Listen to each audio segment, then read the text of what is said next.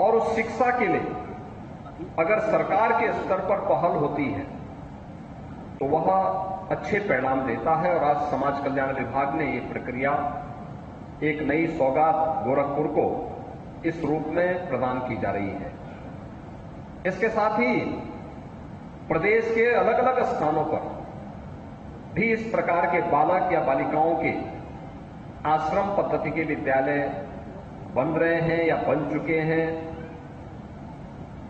एकलव्य विद्यालय बन रहे हैं जनजातीय क्षेत्रों में। उन बच्चों के लिए आश्रम पद्धति के तर्ज पर वहीं पे उनके रहने की व्यवस्था हो, वहीं पे उनके विद्यालय की व्यवस्था हो, उत्तम अध्ययन अध्यापन की व्यवस्था हो सके, यह कार्य भी वहां पर संपन्न हो रहा है। प्रदेश सरकार ने यह तय किया है, जैसे आश्रम पद्धति का ये विद्यालय है, इस आश्रम पद्धति के विद्यालय की तर्ज पर ही हर जनपद में हम लोगों ने सीएम कंपोजिट विद्यालय के निर्माण की प्रक्रिया को और मुख्यमंत्री अभ्युदय विद्यालय के निर्माण की कार्रवाई को तेजी के साथ आगे बढ़ाया है। हम लोगों ने अभी इसी सैजनवा में आपने देखा होगा अटल आवासीय विद्यालय भी बना है। अटल आवासीय विद्यालय उन बच्चों के लिए जो निर्माण श्रमिक हैं, जिनके मां बाप निर्माण कार्यों में लगे रहते हैं और बीओसी बोर्ड में उन्होंने रजिस्ट्रेशन करा रखा है, लेकिन अपने बच्चों को पढ़ा नहीं पाते। सरकार ने तय किया है उन बच्चों के लिए भी, जो बच्चे निराश्रित हैं उनके लिए भी हम लोग अटल आवासीय विद्यालय प्रारंभ करेंगे और सैजनवा में भी उद्घाटन होकर के उस विद्यालय को हमने प्रारंभ कर दिया।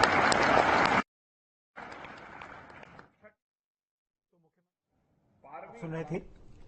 गोरखपुर में है इस वक्त मुख्यमंत्री योगी आदित्यनाथ। मेरा जो यानी 12 से 15 एकड़ क्षेत्रफल में वो विद्यालय बने हुए हैं, वहां उनके लिए विद्यालय भी है, छात्रावास भी है, स्टेडियम भी है, इंडोर गेम के लिए भी इंडोर स्टेडियम भी है, और भी बहुत सारे कार्यक्रम वहां उनके एक साथ चल रहे हैं। स्किल डेवलपमेंट के भी कार्यक्रम वहां चल रहे हैं। बच्चों को आगे की पढ़ाई करने के लिए, किसी प्रतियोगी परीक्षा की तैयारी करने के लिए,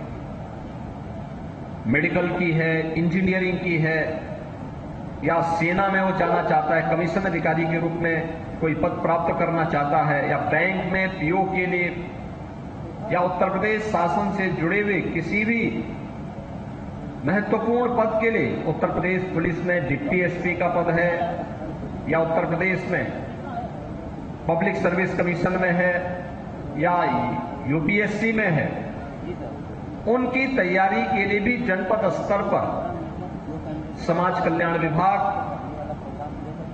एक अभिनव कार्यक्रम को आगे बढ़ाने का कार्य कर रहा है, और वह है समाज कल्याण विभाग के माध्यम से संचालित होने वाले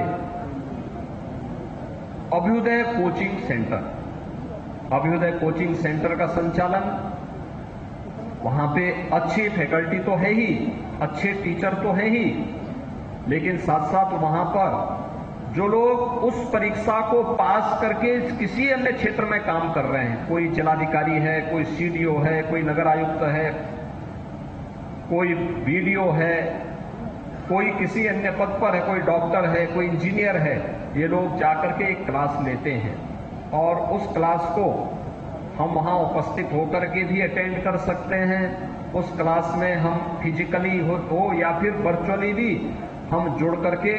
उसका लाभ लेकर के अपने आप को उस परीक्षा की तैयारी के योग्य बना सकते हैं। ये अभिनव प्रयास हो रहा है हर स्तर पर,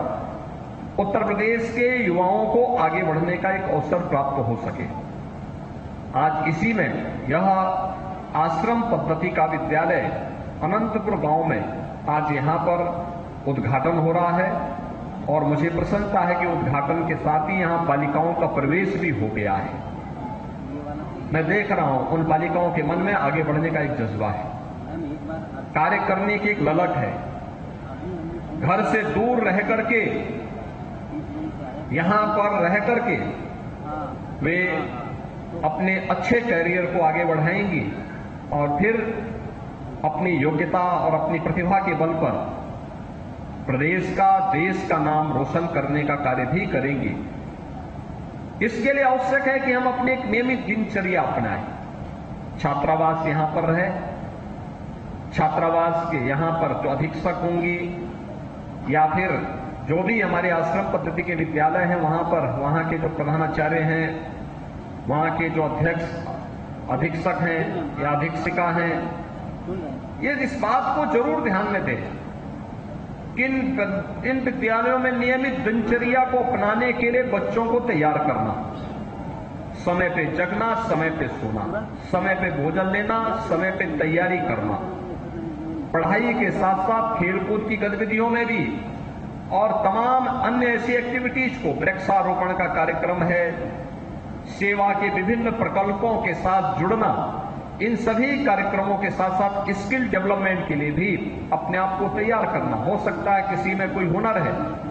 कभी भी हुनर है, पता ही नहीं, लेकिन वह व्यक्ति की रुचि है, थोड़ा भी उसको प्लेटफॉर्म मिलेगा तो आगे बढ़ सकता है और सरकार इसके लिए पूरी प्रतिबद्धता के साथ आपके साथ जुड़ करके कार्य कर रही है। मुझे बताते हुए प्रसन्नता है कि 35 करोड़ रुपए की लागत से ये पूरा स्ट्रक्चर यहां पर खड़ा हुआ है और इतना अच्छा ऑडिटोरियम भी पहले ही वर्ष में आपको प्राप्त हो गया है, जहां पर आपको अपने इंडोर गेम के साथ साथ विद्यालय के किसी भी कार्यक्रम को आगे बढ़ाने में मदद मिलेगी। यहां पे 400 लगभग 500 बच्चों का प्रवेश हो सकता है। वे यहां पे रह करके वे बालिकाएं यहां पढ़ सकती हैं, यहां रहने की व्यवस्था उनकी उपलब्ध होगी, उनको हर प्रकार की सुविधाएं समाज कल्याण विभाग के माध्यम से निरंतर प्राप्त होगा। आज का यह अवसर यहां की बालिकाओं के लिए, सहजनवा की बालिकाओं के लिए, गोरखपुर की बालिकाओं के लिए, पूर्वांचल की बालिकाओं के लिए अत्यंत महत्वपूर्ण अवसर है कि जब इस प्रकार के आश्रम पद्धति के विद्यालय में उन्हें प्रवेश लेने और आगे बढ़ने का अवसर प्राप्त हो रहा है। इस अवसर पर मैं यहां के विधायक को, यहां के जनप्रतिनिधियों को, यहां के अभिभावकों को,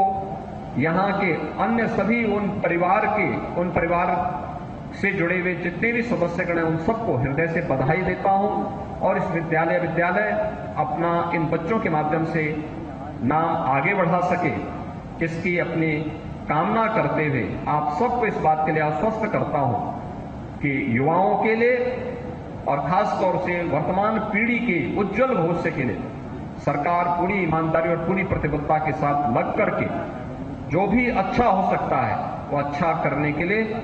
आपके साथ मिल करके आपके उज्जवल भविष्य के लिए निरंतर कार्य करेगी। आप सबके प्रति मेरी मंगलमय शुभकामनाएं हैं। धन्यवाद। जय हिंद।